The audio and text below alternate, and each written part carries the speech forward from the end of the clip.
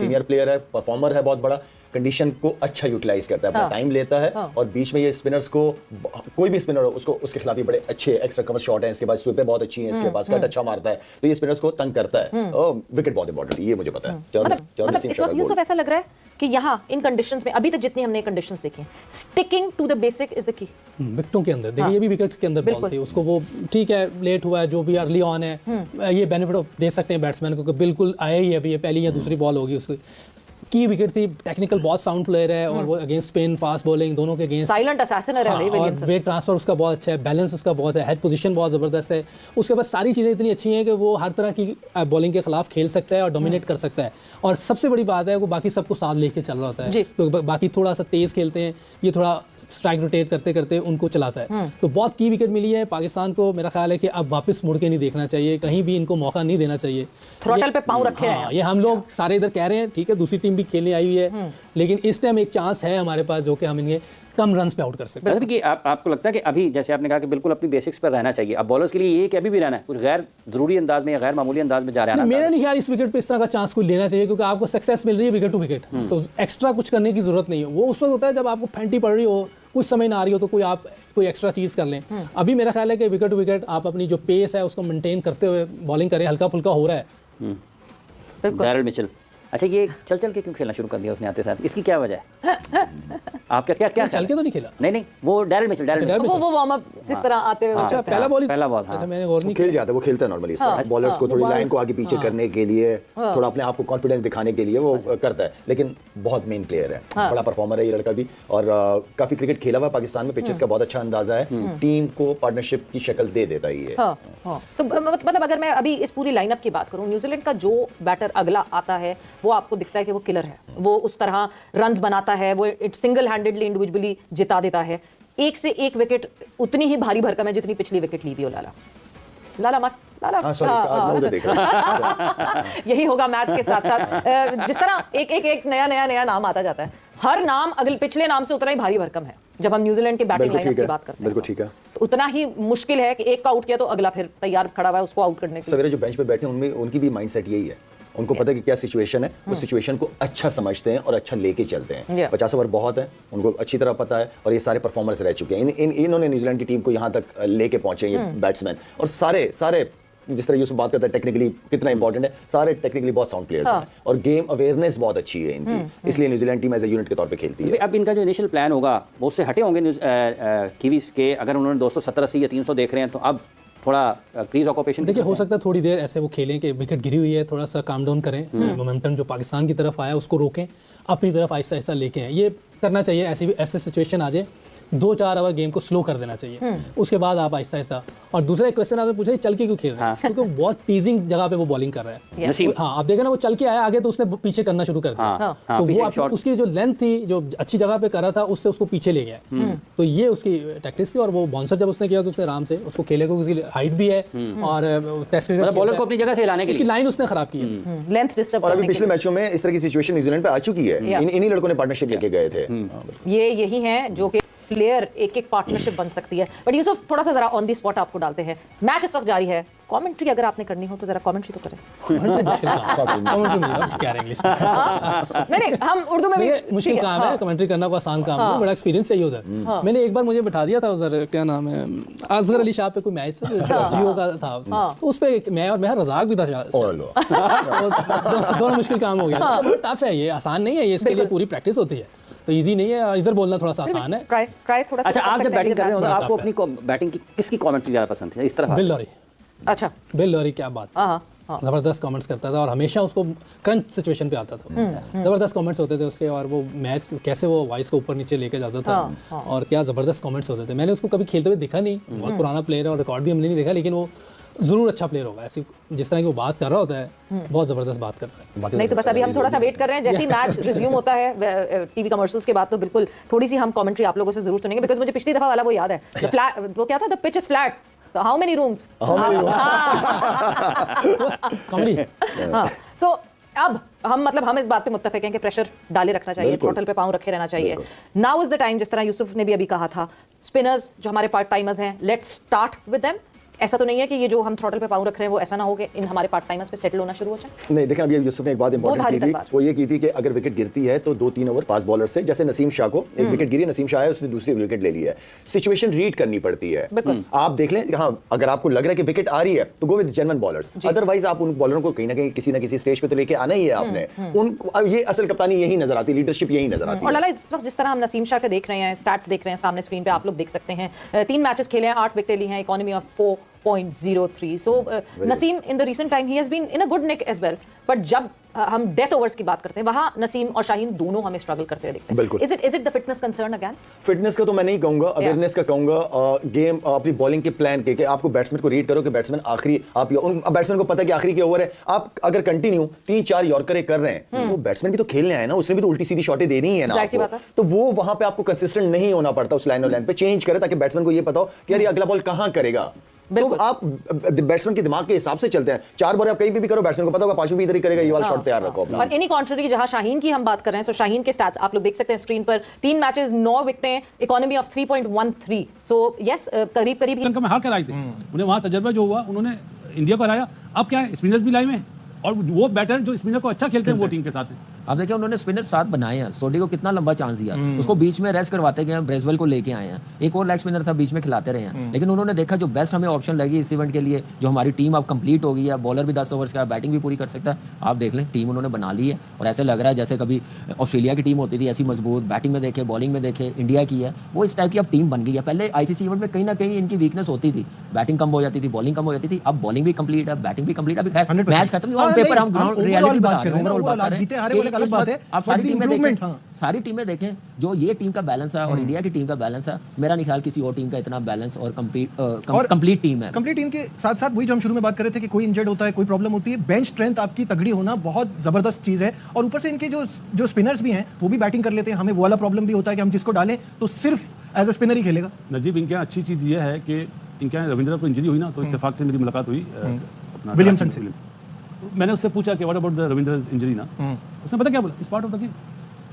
उसने ये नहीं बोला कि उसके होने से ना होने से हमें कोई फर्क नहीं, उन्होंने अपनी बनाए हुए प्लेयर, ये प्लेयर हमारे, अभी आप ही ने शायद बोला था साइम का, अरे यार खत्म, हमने, हमारे पास हैं कौन, हमारे पास हैं, उन्हें लिया नहीं है, माफी के साथ अभी बोलना नहीं चाहिए, और जबरदस्ती आपने सर जो टीमें कामयाब होती हैं ना, जो भी टीम जाए, ये 2 बार आए हैं सी टीम के साथ पाकिस्तान, इनके कप्तान ने, इनके कोच ने कहा कि हम केन विलियमसन को मिस कर रहे हैं, सोडी नहीं आया, डैरन मिचेल नहीं आया, ये प्लेयर्स 8-9 प्लेयर्स नहीं आए, आप देखें उस टीम के साथ वो जीत के गए हैं। आप बिलीव करते हैं अपने उन प्लेयरों को, बेंच स्टैंड पे आप कॉन्फिडेंस देते हैं, और जिसने आगे जाना होता है वो ये नहीं सोचते कि यार ये प्लेयर्स नहीं है। इंडिया ने कितनी की मर्तबा कहा कि विराट कोहली नहीं है, वो खुद ही नहीं खेलते, रेस्ट करवाते, आप प्लेयरों को मजबूत करते हैं। 4-6 साल हम ये कर सकते थे जब वीक टीमों से हम पूरी टीमें खिलाते थे। अफगानिस्तान के साथ 3 T20 खेलने गए हैं, क्या शोर मचाया हमारी टीम ने कि हमारा वो नहीं है, ये नहीं है। आपने उसी टाइम उसको बैन क्यों नहीं लगाया, आपने रोका क्यों नहीं है? जब आप खुद ऐसी चीजों में सपोर्ट करेंगे तो फिर कैसे टीम बनेगी, कैसे आपके बैकअप प्लेयर्स बनेंगे? इस चैंपियंस ट्रॉफी में अगर किसी टीम का रोना गाना बनता है तो वो ऑस्ट्रेलिया है, क्योंकि उनके साथ तो बड़ी ट्रेजेडी हो गई, लेकिन वो फिर भी अपना 100% देंगे। हम आज भी बैठ के उनको राइट ऑफ नहीं कर सकते, चाहे उनका कप्तान ना हो, चाहे हेजलवुड ना हो, मिच मार्श ना हो, स्टोइनिस ने बीच में रिटायरमेंट ले ली, मिचेल स्टार्क, तो परेशानियां तो उनको बहुत ज्यादा है। भाई आप देखें, कामी में खाली खेला होगा बोल्ट के साथ, वो नहीं है, उसने बोला मैं सेंटर कॉन्ट्रैक्ट नहीं लूंगा, मैं अपनी फ्रेंचाइज क्रिकेट खेलूंगा। थैंक यू वेरी मच, जब हमें आपकी जरूरत होगी हम बता देंगे। हाँ बिल्कुल सही बात है। कहीं नजर आ रहा है बोल्ट आपको? अभी जैसे स्मिथ की बात हो रही थी, सुबह डफी की बात हो रही है, तो ये जेमिसन था, तो ये इन्होंने इन पे कंसंट्रेशन करी हुई है और छक्का मार दिया खुशदिल भाई को हमारे, और खुशदिल को छक्का पड़ गया है। ग्लेन फिलिप्स फिर से वो जो जहां से उन्होंने छोड़ा था वहीं से कंटिन्यू कर रहे हैं। तो ये चीजें मतलब वो करते हैं, हम लोग शोर मचाते हैं, सीधी सी बात है, हम अपनी गलतियां नहीं देखते, हम दूसरे को देख रहे हैं। सर तो अच्छी चीज नहीं है, वो साफ नजर आता है, बिल्कुल सही बात है। टीम हाईजैक की हुई है, 222 की हुई है, इसमें कोई शक नहीं। 224 फॉर 4 ये स्कोर है इस वक्त न्यूजीलैंड का। यहाँ लेते हैं ब्रेक, स्टे विद अस।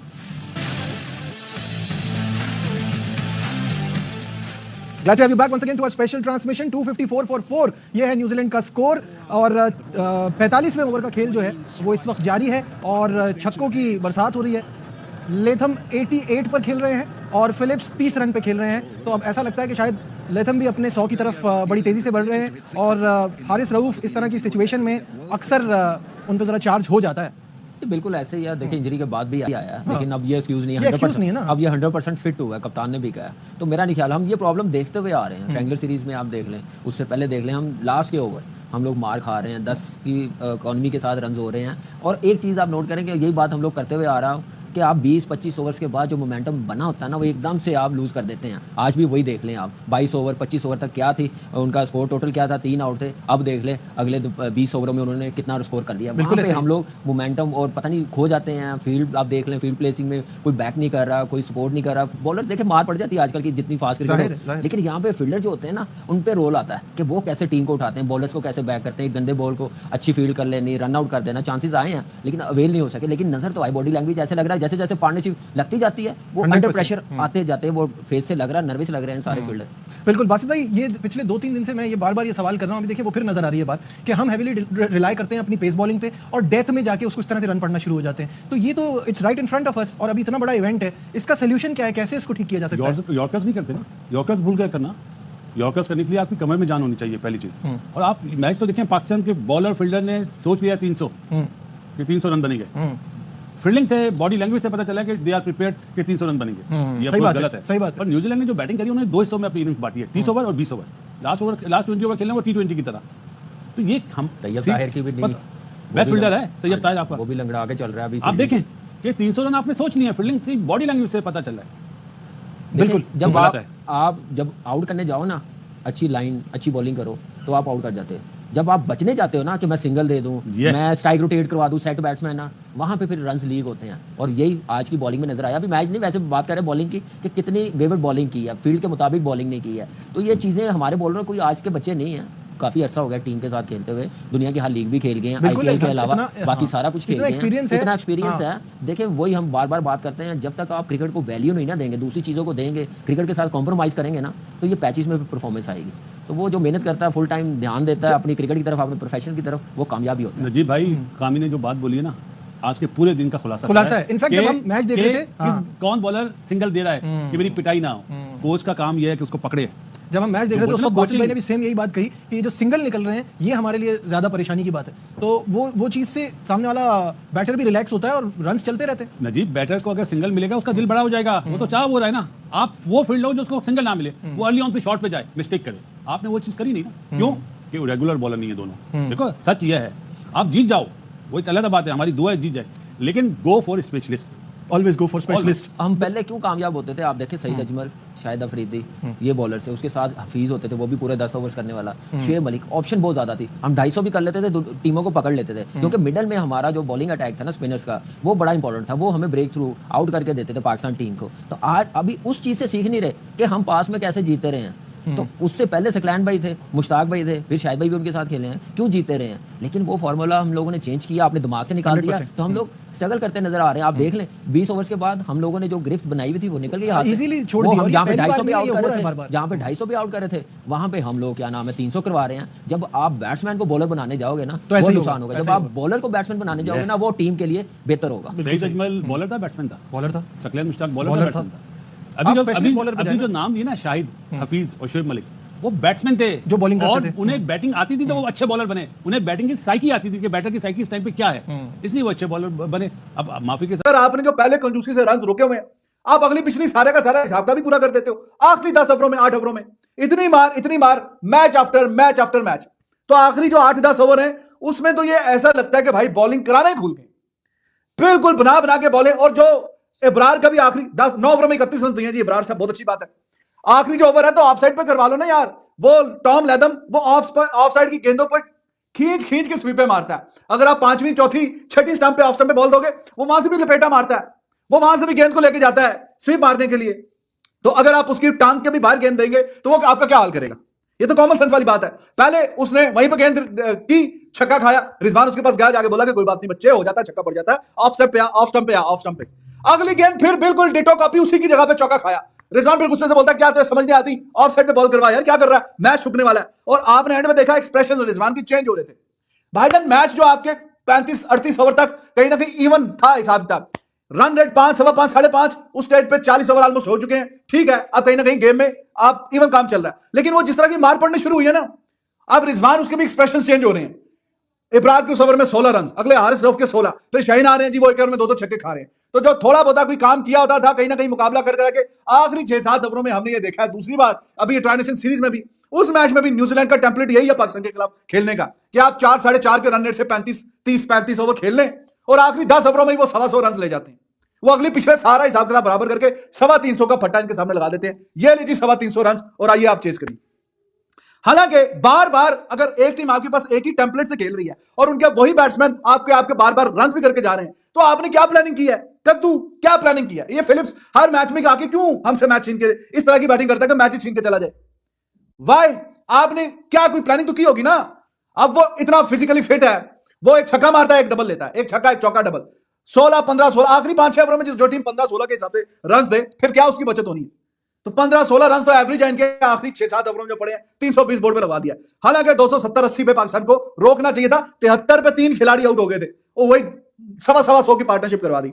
73 पे 3 आउट हुए, आई वाज एक्साइटेड यार, चलो ठीक है 73 पे 3 हुए, 1-2 और आउट हुए तो कहीं ना कहीं थोड़ा सा ऑलराउंडर आने शुरू हो जाएंगे। वो भाईजान ऑलराउंडर की बारी आई है जाके एंड पे, शायद वो आया जाके ब्रेसवेल जब 1-2 गेंदें रह गई।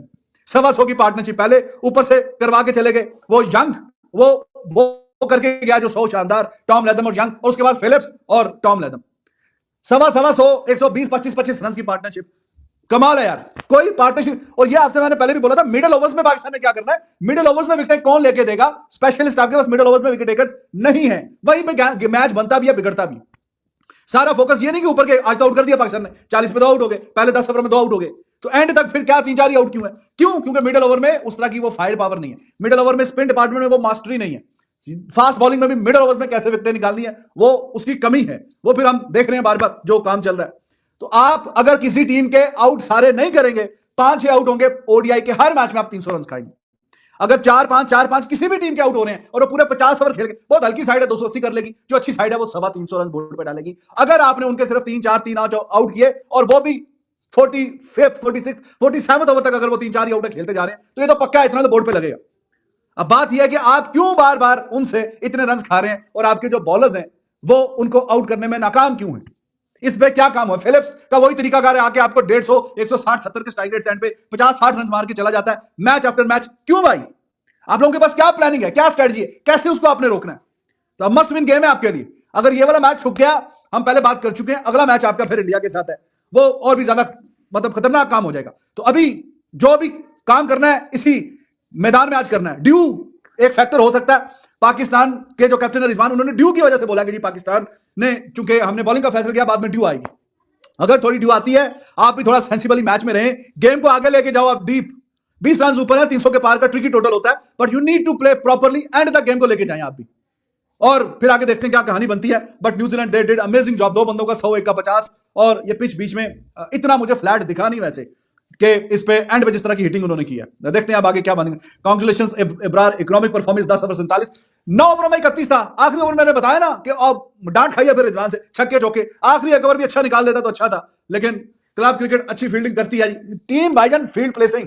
और ये अब काके तो नहीं है, आखिरी 4-5 ओवर चल रहे हैं, वो चौके मारेंगे छक्के मारेंगे, निकल के जा रहा है छक्का, या टॉप एज भी कोई लग रहा है, फील्डर ही अंदर खड़ा हुआ है, 5-6 यार्ड अंदर खड़ा हुआ है, 6 मीटर पीछे भागते भागते बाउंड्री पे खड़े हो जाओ ना यार। चौका छक्का ऊपर से जाएगा तुम लोगों के। अगर गेंद आगे ठप्पा लगेगा तो भाग के तो ठप्पा, गेंद तो रोक लोगे, अगर ऊपर से ठप्पा लग के जा रहा है कैसे रोकोगे? इतनी कॉमन सेंस नहीं है फील्ड प्लेसिंग की। और 2-3 छक्के जो कि गए, अगर बाउंड्री पे बंदा खड़ा होता, ये चेस्ट हाइट पे कैच होके जाता, चेस्ट हाइट पे।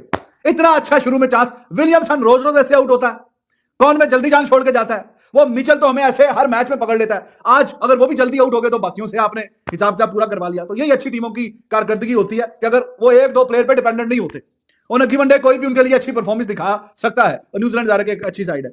अब देखते हैं पाकिस्तान क्या गोल खिलाता है चेजिंग में। हेलो दोस्तों, स्वागत है आप सभी का हमारे चैनल पर एक बार फिर से। दोस्तों हम बात करने जा रहे हैं चैंपियन ट्रॉफी का। चैंपियन ट्रॉफी का आगाज आज हो चुका है। पाकिस्तान और न्यूजीलैंड के बीच पहला मैच खेला जा रहा है, जिसमें पाकिस्तान की टीम ने पहले टॉस जीतकर बॉलिंग करने का फैसला किया, और उसके बाद में पाकिस्तान की जो बॉलिंग की शुरुआत है बहुत अच्छी दिखाई दे रही थी, जिन्होंने न्यूजीलैंड को शुरुआती झटके दिए। और पाकिस्तान ने न्यूजीलैंड के 3 प्रमुख बल्लेबाज डेविन कॉनवे और केन विलियमसन और डैनियल मिचेल को बहुत जल्दी आउट कर दिया, जहां पर पाकिस्तान ने न्यूजीलैंड की 72 रन पर 3 विकेट ऑलरेडी गिरा दी थी। उसके बाद में पाकिस्तान की टीम एक समय पर ये लग रहा था कि न्यूजीलैंड की टीम को आसानी से दबोच लेगी, लेकिन दोस्तों उसके बाद में जो है विलियम और टॉम लाथम ने एक बेहतरीन साझेदारी करी और उसके बाद में ये देखने को ये मिला कि पाकिस्तान की टीम इस मैच में काफ़ी ज़्यादा पिछड़ गई और पाकिस्तान की टीम के सामने 320 रन का लक्ष्य रखा गया न्यूजीलैंड की टीम के द्वारा। और उसके बाद में पाकिस्तान की टीम ने शुरुआत में ही अपनी टीम के शुरुआत के विकेट गिरवा दिए जल्दी से और इस तरह से मैच की शुरुआत पाकिस्तान के लिए हुई। लेकिन अगर दोस्तों हम इस मैच के बारे में बात करें तो मैच की दूसरी ही गेंद पर आज पाकिस्तान को बहुत तगड़ा झटका लगा है, क्योंकि फ़खर जमान चोटिल हो गए हैं और फ़खर जमान के चोटिल होने के बाद में अभी वो बैटिंग करने तो आ गए हैं, लेकिन दोस्तों आने वाले मैचों का उनका पता नहीं है, क्योंकि जिस तरह से वो बैटिंग कर रहे हैं उससे ये लग रहा है कि वो काफ़ी ज़्यादा उनको इंजरी और पेन भी हो रहा है कि अगर ऐसा कुछ हुआ कि उन्हें चैंपियन ट्रॉफी से भी बाहर होना पड़ सकता है। क्योंकि अगर जिस तरह से फ़खर जमान अभी बैटिंग करके दिखा रहे हैं उससे ये लग रहा है कि उन्हें काफ़ी ज़्यादा दिक्कत हो रही है बैटिंग करने में और भागने में भी। और अगर हम बात करें दोस्तों मैच के बारे में तो जहाँ पर न्यूजीलैंड की टीम एक समय पर ये लग रहा था कि 200-250 रन पर आउट हो जाएगी और उसके बाद में ये लग रहा था कि न्यूजीलैंड ये शायद मैच हार जाए, लेकिन न्यूजीलैंड की टीम की जो है बहुत ज़्यादा तारीफ करनी पड़ेगी जिस तरह से न्यूजीलैंड के बल्लेबाजों ने बैटिंग करी है। खासकर की बात करी जाए टॉम लाथम और ग्लेन फिलिप्स और विलियंग के बारे में, क्योंकि विलियंग ने बहुत अच्छी बैटिंग करी जहाँ पर पाकिस्तान की टीम पूरी तरह से चढ़ी हुई थी न्यूजीलैंड की टीम के ऊपर। उस टाइम पर विलियंग और टॉम लाथम ने एक बेहतरीन साझेदारी करी और उस स्थिति से न्यूजीलैंड की टीम को उभारा। और उसके बाद में विलियंग तो आउट हो गए थे अपने शतक जड़ने के बाद, लेकिन टॉम लाथम ने जो शुरुआत में काफ़ी ज़्यादा स्लो खेलते हुए नजर आते, लेकिन उसके बाद में उन्होंने बहुत अच्छी पारी खेली और अपना शतक भी पूरा किया। तो दोस्तों आगे देखते हैं वीडियो में क्या होता है। चैंपियन ट्रॉफी जीतने वाली बॉलिंग है।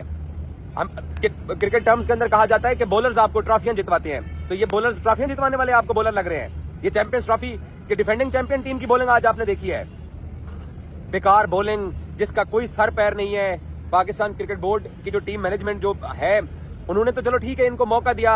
अब ये भी हमारे यहाँ कहा जाता है कि जी हमारे पास ये बेस्ट अवेलेबल स्टफ है जो हमने यहाँ पर सिलेक्ट करके खिलाया है, ये बेस्ट अवेलेबल स्टफ है। आकिब जावेद साहब पिछले कितने दिनों से मुसलसल एक ही बात दोहराते जा रहे हैं कि जस्टिफाई कर रहे हैं। दुनिया की बाकी टीमें जो हैं उनकी वो स्पिन बॉलिंग को देख रही हैं। जिस तरह का विकेट था, इस विकेट के ऊपर पाकिस्तान 250 भी मुश्किल से कर सकेगा, क्योंकि न्यूजीलैंड के पास स्पिन बॉलिंग के ऑप्शन बहुत हैं। हमारा इब्रार अच्छी बॉलिंग करवा गया, बीच में खुशदिल शाह को एक आधे ओवर के अंदर स्कोर लगाए, लेकिन हमारे जो पेसर्स थे, जिन पेसर्स के ऊपर हम इनसार कर रहे थे, इन विकेटों के ऊपर हम सुपरस्टार्स लेकर आप आए हुए थे। आज साजिद खान यहाँ पे होता तो कम से कम वो विकेट तो ले पाता, लेकिन नहीं, क्योंकि हम जिद्दी लोग हैं। हमने अपनी जिद और अपनी अना की बुनियाद के ऊपर फैसले करने होते हैं। हमने एक रेगुलर स्पिनर और बाकी पार्ट टाइम स्पिनर्स के साथ हम इस चैंपियंस ट्रॉफी के अंदर आए हैं। हमारी जो पेस बैटरी है वो पिछले 2 सालों से इसी तरीके से जलील कर रही है, इसी तरीके से उनको मार पड़ रही है। सबको नजर आ रहा था कि डेथ ओवर्स के अंदर जब जाएगी या गेंद जब 40 ओवर्स का खेल आगे की तरफ जाएगा तो फिर इसी तरीके से पाकिस्तान को मार पड़नी थी जो आज पाकिस्तान को मार पड़ी है। मैं तो बिल्कुल मायूस हो गया हूँ इस टीम की बॉलिंग देख के कि यार आप सीनियर प्लेयर हो, आप एक अरसे से पाकिस्तान की तरफ से क्रिकेट खेल रहे हो। शाहीन को छक्का पड़ता है तो वो रिजवान की तरफ देखता है, रिजवान फील्डर्स की तरफ देखता है, फील्डर्स कप्तान की तरफ देखते हैं और बाकी कुछ फील्डर्स जो हैं वो बॉलर की तरफ देखते हैं, बॉलर फील्डर को देखता है। ये हमारा हाल है। खुशदिल शाह से वो क्योंकि आगे आ चुका था, उसको जब उसके सर के ऊपर से जब छक्का लगा तो आप बिलीव कीजिए, मैं प्रेस गैलरी में बैठा हुआ था, मैंने देखा कि तमाम जो पाकिस्तानी टीम के फील्डर्स थे जो सर्कल के अंदर खड़े हुए थे, सारे सर पकड़ के 2 नीचे बैठ गए और 2 जनाब परेशान खड़े हुए। इनके चेहरे के ऊपर जो परेशानी देखी है मैंने। तो दोस्तों आपने देखा पाकिस्तानी मीडिया के रिएक्शन आने के बाद ये दिख रहा है कि साफ साफ पाकिस्तानी मीडिया काफ़ी ज़्यादा नाराज़ है पाकिस्तान के बॉलर से, क्योंकि जिस तरह से पाकिस्तान की बॉलिंग ने शुरुआत करी थी न्यूजीलैंड की पारी की, उसके हिसाब से उन्होंने उस उम्दा प्रदर्शन नहीं करके दिखाया। क्योंकि अगर बात करें हम शाहीन अफरीदी की तो वो काफ़ी ज़्यादा महंगे साबित हुए, हाई श्रॉफ की बात करें तो वो भी काफ़ी ज़्यादा महंगे साबित हुए, नसीम शाह ने हालांकि 2 विकेट चटकाए लेकिन वो भी महंगे साबित हुए। एक लौते बॉलर रहे अबरार अहमद जिन्होंने मात्र 10 ओवर में 47 रन दिए, लेकिन उस एक बॉलर के बॉलिंग कराने से कुछ नहीं होता, क्योंकि बॉलिंग करा रहे थे 6 बॉलर और इनका प्रदर्शन करके दिखा रहा है सिर्फ 1। और जिस तरह से आज ग्लेन फिलिप्स ने आज बैटिंग करके दिखाई है पाकिस्तान की बॉलिंग के खिलाफ, और खास करके शाहीन अफरीदी को उन्होंने आड़े हाथों लिया, और शाहीन अफरीदी को जैसे उन्होंने अभी ट्राई सीरीज में सही से लास्ट ओवरों में धोया था, उसी तरह से आज उन्होंने शाहीन अफरीदी की फील्डवार से खबर ली और शाहीन अफरीदी उनके सामने बॉलिंग कराते हुए ये सोच रहे थे कि कहाँ पर बॉलिंग करी जाए। क्योंकि दोस्तों जिस तरह से ग्लेन फिलिप्स बल्लेबाजी कर रहे थे इनके खिलाफ में, ऐसा लग रहा था कि मानो ग्लेन फिलिप्स को कहीं भी बॉल कर लो वो वहाँ पर ही छक्का मारने वाले हैं।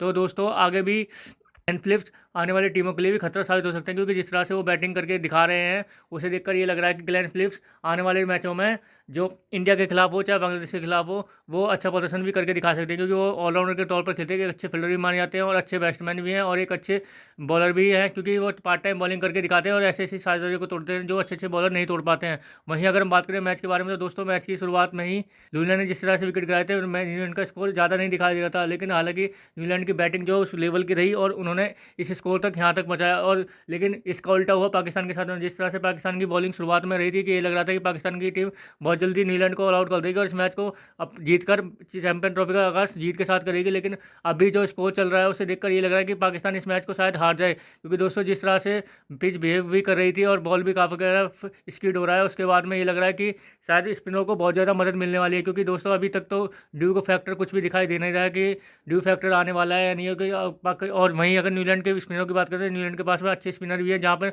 उनके कप्तान खुद ऑलरेडी स्पिनर हैं जो काफ़ी ज़्यादा दिक्कतें पैदा कर सकते हैं पाकिस्तान की टीम के लिए। तो दोस्तों कैसे लगी आज की हमारी वीडियो, हमें कमेंट करके जरूर बताएं। हमारे चैनल को लाइक एंड सब्सक्राइब जरूर करें हमारे चैनल को, ताकि आपको हमारे साथ बना रहे। धन्यवाद।